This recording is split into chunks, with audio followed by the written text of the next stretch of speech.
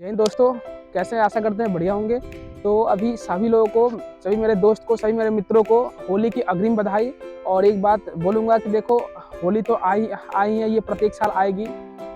आपके लिए होली उस दिन आएगी जब अपने पैसे से अपने घर वाले को, अपने मम्मी पापा को, अपने बहन को, अपने भाई को अपने पैसे से कोई कपड़ा खरीद को दो। तो ओरिजिनल वही होली मेरे ख्याल से होता है। ठीक है, तो आपके जो भी तैयारी कर रहे हैं उनके वर्ष में, पूरे वर्ष में ना तो संडे कोई आता है और ना ही कोई फेस्टिवल होता है। उनका ओरिजिनल फेस्टिवल यही होता है कि जो एग्जाम देने जा रहे हैं तो 1 घंटे एग्जाम जो होते हैं वो अच्छे से मना लें।